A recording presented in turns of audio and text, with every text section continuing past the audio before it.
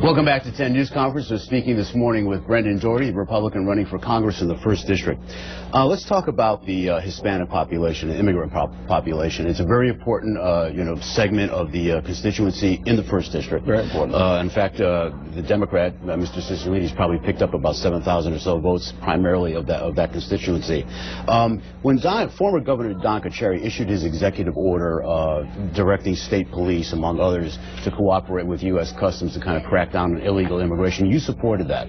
Do you expect to get a lot of the vote from the immigrant committee constituency? Yes. And let me go back to prior to Governor Carcieri signing the executive order. I had realized that within the law enforcement community, some people were confused. A lot of police officers were confused as to how they should approach people who are here illegally. So I had provided training for them, and then Governor Carcieri, signed that order, and. But all that was is to train 4 or 5 troopers to be cross-pollinated with ICE. So, yeah, I supported that, and I later supported secure communities, which is axiomatic. It just makes sense to have everyone's prints, no matter what nationality they are, their prints to go to the same databases. But I've worked hard in the minority community. I've coached kids there. I've mentored kids, African-American kids, Latino kids, white kids. I'm proud of the work that I've done and the bridges that I've built in that community. I really am. So, we need to, there's two issues here. We need to laud and applaud the hard work of our legal immigrant community. But during my career, I had to focus on people who are here various reasons, who are here for criminal reasons, and just happen to be here illegally. So those are criminal re-entries, some of them. They've been involved in major drug operations. That shouldn't be confused with the legal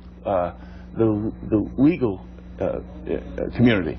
So, there are 2 different issues. A lot of the people in the minority community agree with my position on it. We just need to have stronger borders. We need taller fences and wider gates. We need to give people opportunities to come here legally, more people to come here legally the right way. And that speaks to the brain drain and the educating kids in our universities. And we need taller fences because this is a post 9/11 era. And when I think about securing our borders, I'm talking about keeping America a proud, strong country. I believe in American exceptionalism. We should have strong borders because there are people in other countries in the Middle East that don't like us too much. And we can never let our guard down again. We need to be as strong as we were the day after 9/11, when you saw people walking around with American flags and bonding together, and that unity we have in this country. And Washington should see that, and Washington should bond together. Let me ask you about the guy you're running against right now. As of now, you're running against David Cicilline, the Democrat incumbent. That may change, but right now you're running against him. Why specifically should he be removed from Congress and you be the guy to take his seat? Well, first of all, it's no secret. I'm not revealing a secret that he hid a $110 million deficit. He denies that. Over and over again, he denies that. Well, okay, the new mayor called it a black hole, a Category 5 hurricane. So I don't even need any talking points on this. It's already been spoken about. So that's what I'm talking about, the lack of respect and civility he displayed towards some of his unions. Look at the Providence firefighters. They took many concessions through his administration, and he wouldn't even sit down and talk to them. I've always demonstrated civility and tolerance and respect to people. I've dealt with people in government. I've dealt with people in the federal government. I've dealt with people, even the criminal element that I've had to deal with.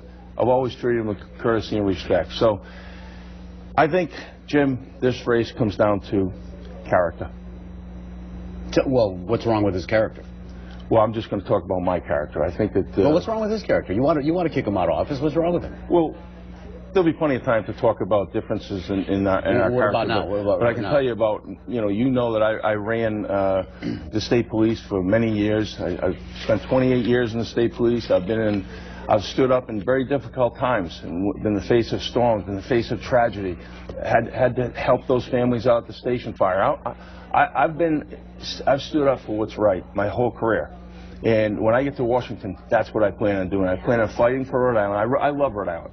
And I plan on fighting for Rhode Island and bringing Rhode Island whatever resources I can, and watching the back of Rhode Islanders, our seniors, and I'm really concerned about our national security. So those are things I'll be talking about during my But you don't campaign. want to talk about his character. You mentioned it. You brought it up. Well, I think that it speaks for itself when the new mayor had to talk about... The new mayor doesn't blame him. He's gone out of his way not to blame Cicilline for those problems. He said those problems are, took a long time to happen, and a lot of people were responsible for it.